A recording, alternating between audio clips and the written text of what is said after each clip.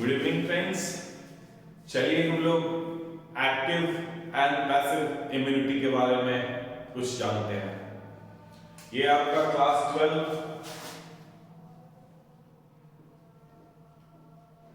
12 biology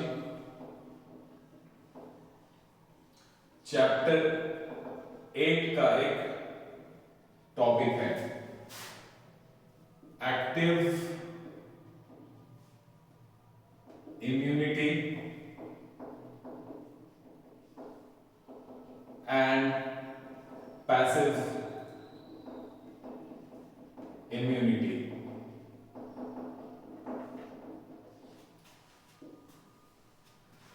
अभी तक आपने इनेट इम्यूनिटी के बारे में पढ़ा, एक्वायर्ड इम्यूनिटी के बारे में भी पढ़ा, और एक्वायर्ड इम्यूनिटी में आपने क्या देखा, वहां पे एंटीबॉडीज का फॉर्मेशन होता है।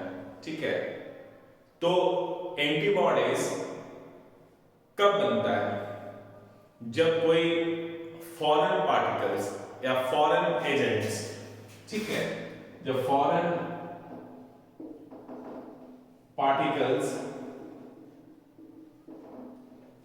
या एजेंट्स जब हमारे बॉडी में एंटर करता है, ठीक है, तो एंटीबॉडी का फॉर्मेशन होता है। ठीक है, क्यों एंटीबॉडीज का फॉर्मेशन होता है? To remove this foreign particles और एजेंट्स। इसके एग्जांपल्स हो सकते हैं बैक्टीरिया, वायरस, कुछ प्रोटीन्स भी हो सकता है। ठीक है, ये सब हो सकता है। तो ये जब हमारे बॉडी के अंदर में जाता है तो एंटीबॉडीज का फॉर्मेशन होता है। तो इन पैथोजेंस के अगेंस्ट में या फॉरेन पार्टिकल्स के अगेंस्ट में एंटीबॉडीज कहां पे बन रहा है, इसके आधार पे, इसके बेसिस पे जो इम्यूनिटी है, इम्यून सिस्टम है, इम्यूनिटी को दो पार्ट में डिवाइड किया गया है। एक को कहते हैं एक्टिव इम्यूनिटी और दूसरे को कहते हैं पैसिव इम्यूनिटी। जब एंटीबॉडीज होस्ट ऑर्गेनिज्म में बनता है तो हम लोग उसको कहते हैं एक्टिव इम्यूनिटी। और जब एंटीबॉडीज किसी और एनिमल में या किसी दूसरे ह्यूमन में बनाकर होस्ट सेल में इंजेक्ट करते हैं तो हम लोग उसको कहते हैं पैसिव इम्यूनिटी। यानी एंटीबॉडीज का जो फॉर्मेशन है वो होस्ट सेल में नहीं होकर कहीं और होता है और फिर आप उसे इंजेक्ट करते हो, या फिर मदर के मिल्क से आ सकता है। ठीक है, मां जो है वो मदर जो है वो एंटीबॉडीज बनाती है, और जो न्यू बॉर्न इन्फेंट जो है, जो बच्चा है, वो मिल्क के थ्रू एंटीबॉडीज लेता है। तो बना कहां पे? मदर के बॉडी में, फिर आपने उसको ले लिया। ठीक है, तो यानी बच्चे ने लिया तो दूसरे जगह पे एंटीबॉडीज का फॉर्मेशन हो रहा है। ठीक है, तो इसको हम लोग कहेंगे पैसिव इम्यूनिटी। यानी एंटीबॉडीज का फॉर्मेशन कहां पे हो रहा है? यदि बॉडी के अंदर में होगा तो इसे कहेंगे हम लोग एक्टिव इम्यूनिटी। दूसरे जगह बनाकर जब आप लोगे तो उसे कहते हैं हम लोग पैसिव इम्यूनिटी। अब देखो, आप समझना ये है कि जब कोई भी पैथोजेंस हो, यानी बैक्टीरिया हो, वायरस हो, कुछ प्रोटीन्स हो, या वो लाइव पैथोजेंस हो या डेड पैथोजेंस हो, ठीक है, जब आप इनहेल करते हो, जब आपके बॉडी में वो अंदर चला जाता है, इन्फेक्शन होता है, तो हमारा बॉडी जो है ना एंटीबॉडीज बनाना स्टार्ट कर देता है। ठीक है, तो इसको ही हम लोग क्या कहते हैं? Active immunity. ओके, अब एक्टिव इम्यूनिटी जो है ना वो एक स्लो प्रोसेस है, ये टाइम टेकिंग प्रोसेस है, इसमें टाइम लगता है। ठीक है, तो आप क्या देखोगे, मान लिया like tetanus, you take example, tetanus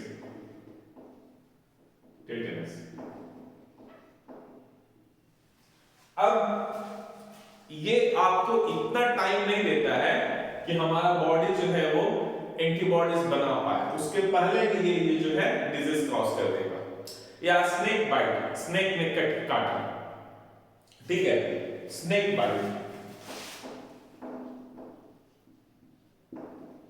snake bite, ठीक है। या जो बच्चा है, इन्फेंट है, न्यूली बॉर्न जो बेबी है, इन्फेंट्स,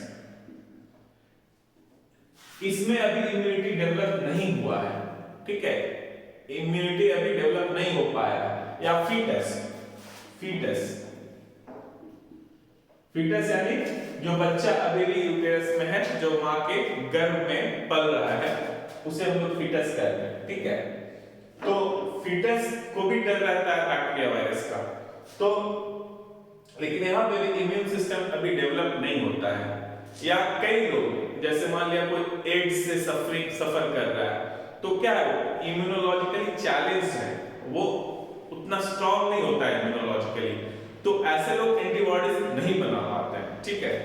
जैसे इन दोनों केस में अभी डेवलप नहीं है उतना सिस्टम, तो ये एंटीबॉडीज नहीं बना पाएगा। तो इसमें क्या होता है, मां जो है, मदर, तो मिल्क में, ठीक है, एंटीबॉडीज बनाती है, मिल्क में एंटीबॉडीज आ जाता है। और आपको पता है बच्चे के पैदा होने के कुछ दिन तक, ठीक है, after delivery some for few days you will find the milk of mother is yellowish in colour, ठीक है, येलोइश होता है। तो क्यों होता है वो, तो उस येलोइश मिल्क को हम लोग क्या कहते हैं, कोलोस्ट्रम कहते हैं। क्या कहते हैं, कोलोस्ट्रम। और इसमें कौन सा एंटीबॉडीज होता है कोलोस्ट्रम में, येलोइश मिल्क, येलोइश मिल्क, ठीक है, इसको कोलोस्ट्रम कहते हैं। इसमें कौन सा एंटीबॉडीज होता है, IgA। IG का फुल फॉर्म पता है ना, इम्यूनोग्लोबुलिन, इसी को एंटीबॉडीज भी कहते हैं, इम्यूनोग्लोबुलिन, IgA। यदि आपके एग्जाम में आता है कोलोस्ट्रम में कौन सा या मिल्क में कौन सा एंटीबॉडीज होता है, तो आप क्या बोलेंगे, IgA, ठीक है, IgA ये होता है।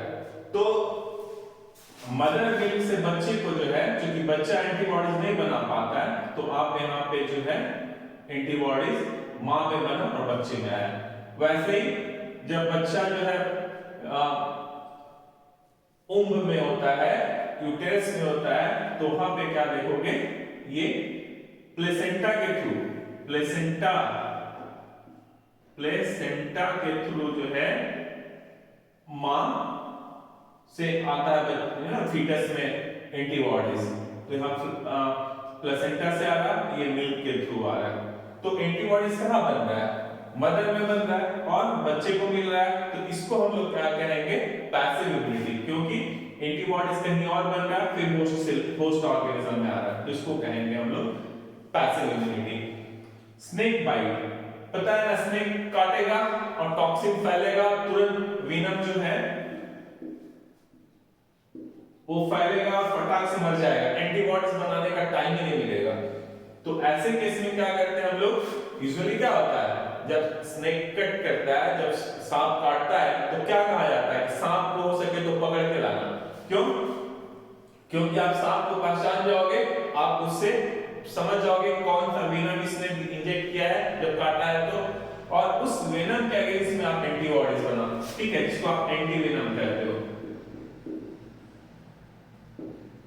ठीक है, एंटी वेनम। ठीक क्या है, वेनम के अगेंस्ट में एंटीबॉडीज है ये, ठीक है, एंटीबॉडीज है। तो ये आप लोग इसके अगेंस्ट में हॉर्स में, घोड़े में आप पहले से एंटीबॉडी बना के रखे रहते हैं, या किसी और जगह पे बना के पहले से आप एंटी वेनम रखे रहते हो। जैसे स्नेक कट किया, ठीक है, तो हमको पता हुआ ये वेनम, मान लिया स्नेक नहीं पकड़ा है, तो कौन सा स्नेक काटा है भाई, तो हम लोग क्या करते हैं, उस एरिया में जो भी स्नेक्स मिलता है सबका एंटीबॉडीज आप डाल देते हो, ठीक है, पॉलीवैलेंट एंटीबॉडीज। तो जो भी एंटीबॉडीज इसके ऊपर में एक्ट करेगा वो इसको न्यूट्रलाइज कर देगा। तो स्नेक बाइट के केस में आप क्या कर रहे हैं, एंटीबॉडी होस्ट ऑर्गेनिज्म में, यानी जिसको काटा है सांप, उसमें नहीं बन रहा है, कहां बन रहा है, आपने घोड़े में बनाया है, और फिर एंटीबॉडी को इसमें डाल रहा है। तो इसलिए हम लोग इसको क्या कहते हैं, पैसिव इम्यूनिटी। टेटनस, ये भी बहुत जल्दी फैलेगा। तो यहाँ पे जो टॉक्सिन है इसके अगेंस्ट में आप एंटी टॉक्सिन बना के रखे रहते हो। तो एंटी टॉक्सिन क्या है? ये भी एंटीबॉडीज है। इसके अगेंस्ट में जो आपने एंटीबॉडी बनाया है, तो जैसे ही फिर से आप घोड़े में या कहीं और बनाए हो, हॉर्स वगैरह में, तो ये आपका एंटीबॉडीज बना के रखा हुआ है। जैसे ही मान लो टेटनस का लगता है तो आप फटाक से इसका इंजेक्शन ले लेते हो। तो क्या ले रहे हो आप? एंटीबॉडीज ले रहे हो। बाहर से बना हुआ एंटीबॉडीज आप होस्ट ऑर्गेनिज्म में डाल रहे हो। यानी जब एंटीबॉडीज कहीं और बनता है और फिर आप उसको जो है होस्ट ऑर्गेनिज्म में इंजेक्ट करते हो, तो वैसे इम्यूनिटी को, वैसे इम्यूनाइजेशन को, ठीक है, हम लोग करते हैं पैसिव इम्यूनिटी और पैसिव इम्यूनाइजेशन। तो ये सब कुछ एग्जांपल हुआ। यहाँ पे देखो इन्फेंट्स और फीटस, यहाँ तो नेचुरल पैसिव इम्यूनिटी है, नेचुरली आ रहा है, ठीक है। और एक्टिव इम्यूनिटी में क्या होता है? एक्टिव इम्यूनिटी में जैसे जो वैक्सीन आप लेते हो, किसका एग्जांपल है? एक्टिव इम्यूनिटी का है, ठीक है। यहाँ पे हम लोग क्या करते हैं, पहले से जो भी बैक्टीरिया है या वायरस है यानी पैथोजन जो है उसको आप कमजोर करके, वीकेंड करके, कमजोर करके, वीकेनिंग का मतलब क्या होता है? कमजोर करना। आप कमजोर करके उसको ले लेते हो, तो उसके अगेंस्ट में हमारे बॉडी में क्या बनता है? एंटीबॉडीज बनता है। तो हमारे बॉडी में जब एंटीबॉडीज बनेगा तो हम उसको कहेंगे एक्टिव इम्यूनिटी, और कहीं और से बन के जब आप इंजेक्ट करोगे तो उसको हम लोग क्या कहेंगे? Passive immunity.